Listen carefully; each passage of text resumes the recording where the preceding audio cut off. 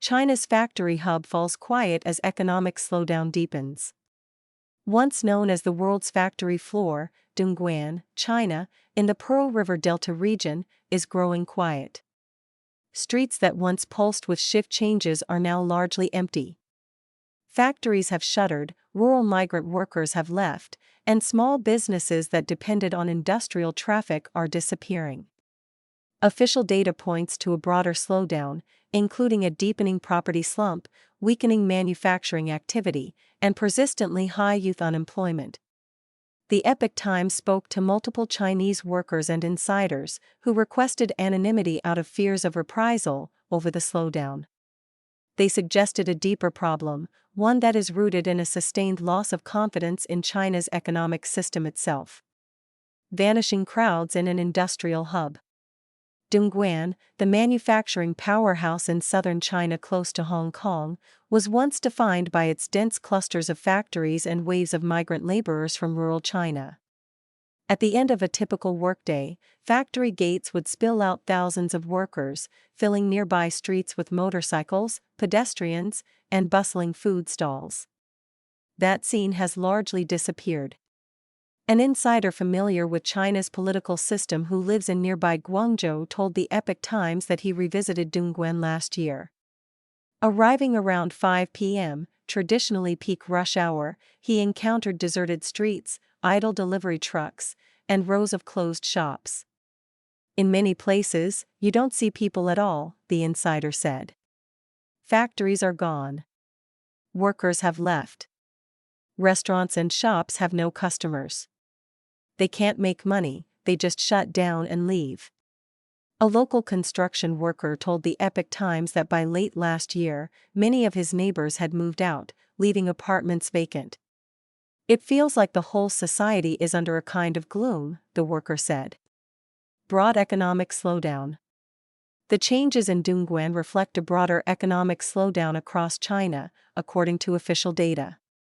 According to data released on March 16 by the National Bureau of Statistics of China, real estate investment fell 11.1% in the first 2 months of the year.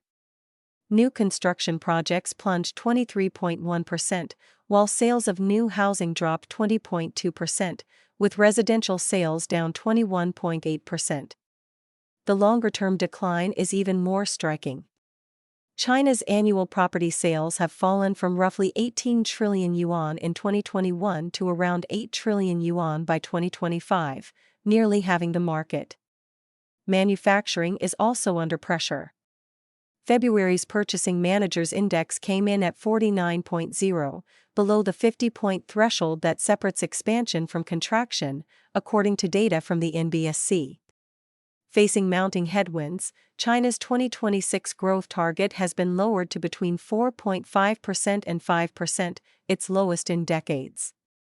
Behind the macroeconomic data are workers grappling with falling wages, reduced hours, and job losses.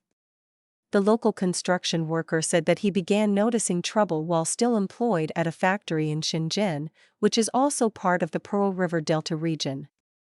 Overtime hours, once a key source of income, were cut back sharply, and weekend shifts became rare. Can't afford to keep workers anymore, the worker said. He quit his job in April last year but struggled for months to find stable employment. Temporary work, once plentiful, has also dried up. In previous years, you could easily find short-term jobs online. Last year, hardly any factories were hiring, the worker said.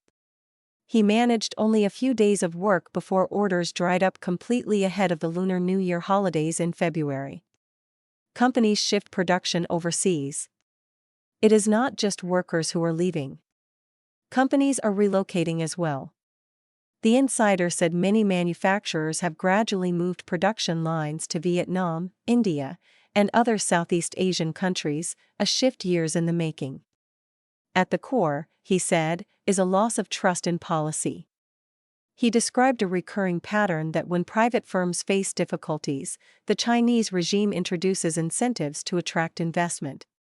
However, once businesses grow, they often encounter tighter regulations or political pressure. When the government needs investment, it encourages private entrepreneurs to build factories, he said. But once they succeed, they face restrictions. That erodes trust. He pointed to high-profile business figures who scaled back investments in China years ago after early indicators of this trend. Financial data appears to reflect the slowdown. New bank lending in 2025 fell to a 7-year low, while January lending this year came in below both expectations and year-earlier levels. Structural tensions in the economy. The insider familiar with China's political system also highlighted what he sees as a deeper structural imbalance. The insider said private firms account for roughly 50 to 60% of tax revenue and economic output while using only 30 to 40% of resources. Meanwhile, key sectors with the highest profits remain dominated by state-owned enterprises.